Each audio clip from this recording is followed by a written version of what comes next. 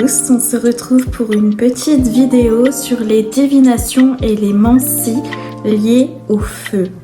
Je vais donc vous faire une brève explication des mancies, qui sont les divinations, les arts divinatoires, qui est le fait de prédire l'avenir, lié à l'élément du feu, donc à la magie du feu. Donc nous allons voir ça tout de suite. Donc quelles sont les mancies liées au feu ? Je vais vous en citer certaines, celles qui sont les plus connues, même si je pense que vous n'en connaissez pas beaucoup car ce sont des pratiques qui ont été oubliées avec le temps, pour être remplacées par des divinations et des mancies plus traditionnelles comme le pendule, la radiesthésie, la cartomancie, la tasséomancie, etc. Alors nous avons la lychnomancie qui est la lecture dans les bougies et dans les lampes faites avec une flamme de bougie. Donc dans les vieilles lampes où il y a des bougies à l'intérieur. Il y a également la pyromancie qui est la lecture dans la flamme de la bougie comme dans une boule de cristal. Il y a la capnomancie qui est la lecture dans la fumée que peut produire une bougie ou un feu. Il y a la céromancie qui est la lecture de la coulure de cire d'une bougie soit dans l'eau, soit sur le cierge en lui-même. Et il y a la téphramancie qui est la lecture des cendres. Commençons par la lychnomancie qui existe depuis très longtemps et qui a même été utilisée par les juifs.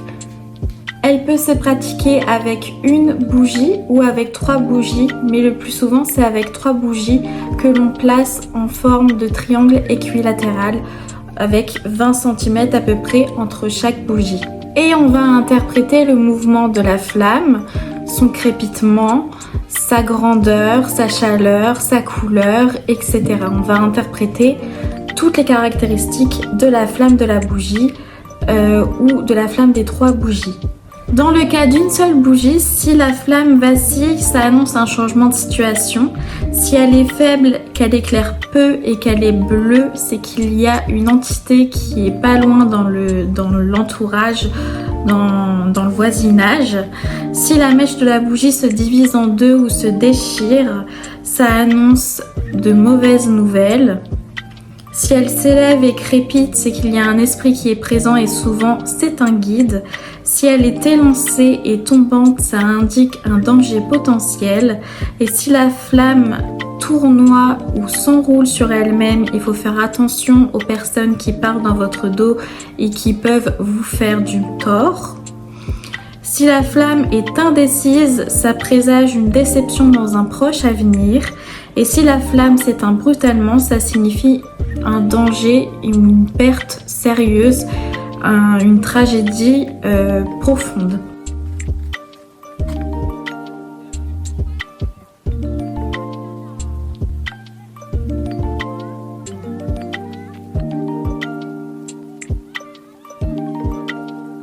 Dans le cas des 3 bougies, si une des 3 bougies s'illumine plus que les autres, c'est un signe de chance. Si 2 des flammes oscillent fortement, c'est qu'une surprise est à venir. Et si elles brillent toutes les 3 de forte façon, c'est un signe de bénédiction. C'est qu'une période très bénéfique est en train d'arriver. Ensuite, qu'est-ce qu'on peut dire ? Il faut observer les mouvements. S'il y a des mouvements sur la bougie, c'est une situation qui est instable. La coloration, il faut se référer aux colorations. Pour les bougies, vous tapez sur internet, vous trouverez assez facilement. Par exemple, le bleu, c'est lié à l'amour ou alors à la présence d'une entité. Mais dans ce cas-là, c'est l'amour en général, je pense. Qu'est-ce qu'il y a d'autre ? Si la flamme crépite, c'est que quelques problèmes arriveront. Donc voilà, il faut s'inquiéter s'il y a quelques crépitements.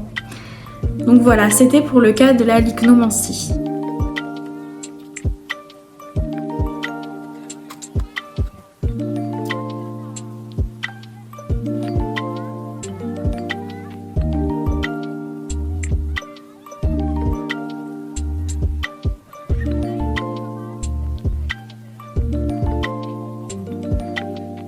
Passons à la pyromancie. La pyromancie, c'est le fait de fixer une flamme d'une bougie, donc vraiment fixement, afin d'y voir l'avenir, d'y voir le présent, d'y voir un message divinatoire tout simplement, comme on le fait avec une boule de cristal en cristallomancie. Donc c'est un art qui est assez difficile à faire, c'est un art qui requiert de l'entraînement, mais on peut s'en sortir assez facilement si on a des affinités avec le feu. C'est un art que je pratique personnellement et que j'aime beaucoup. Je le trouve très juste et ça fait travailler son intuition.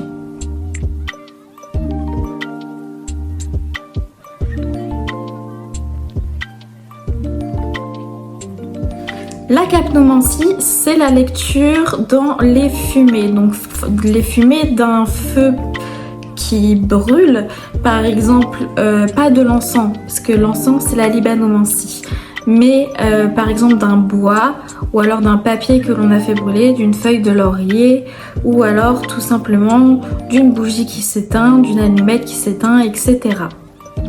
Du coup, on utilise souvent la fumée qu'il y a dans les hôtels, donc c'était ce qu'on utilisait auparavant, et on observait la manière et à quelle hauteur s'élevait la fumée et dans quelle direction elle était chassée par le vent, etc. pour avoir des messages. Donc à gauche, ça voulait dire quelque chose, à droite, ça voulait dire quelque chose, en avant, en arrière. Si c'est plus haut, plus bas, la réponse est oui ou non, etc. De nos jours, on va répondre à ces messages de manière intuitive en observant du coup les fumées se disperser, mais il n'y a pas vraiment de livre qui explique clairement les choses. Il faut savoir que c'était la fumée en fait de sacrifices, souvent animaux. Voilà, c'est une chose à savoir, je voulais la préciser. C'est pas joyeux, mais c'est comme ça que dans l'Antiquité, on faisait les divinations, du coup, souvent par le feu.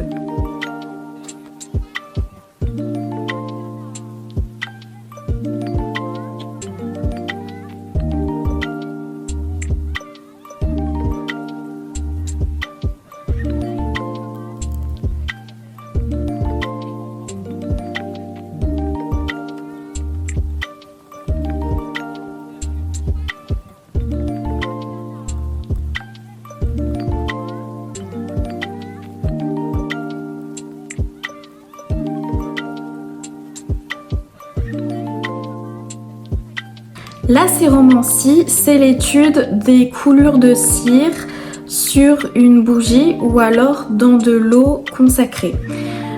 On va y voir des messages parce que ça va former des formes, en fait, tout simplement. On va y voir des formes, on va y voir des séparations ou alors vraiment des véritables formes qui vont nous transmettre un message divinatoire comme dans la tasséomancie au final. Donc on peut observer les figures de cire qui se passent en fait sur une bougie. Comme vous pouvez le voir ici, on peut observer, ça fait un visage en plus de ça de profil. On peut observer ça ou alors dans de l'eau comme dans le petit clip que vous allez voir. La céromancie est très pratiquée de nos jours, surtout pour communiquer avec les divinités et également pour voir si les sorts ont fonctionné et ce qui n'a pas fonctionné dans le rituel par exemple.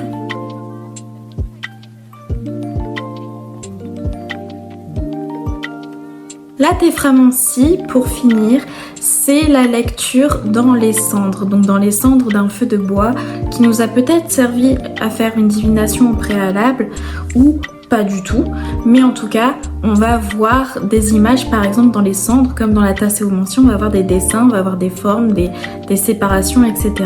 Ou alors on peut prendre quelques morceaux, une petite poignée de cendres qu'on va mettre dans un bol, qu'on va secouer pour former un dessin. Du coup, qu'on va arrêter et ça va faire des formes qu'on va analyser. Moi, c'est ma manière de faire avec les cendres. Je sais pas si c'est une manière universelle, mais en tout cas, c'est de la manière que je fais.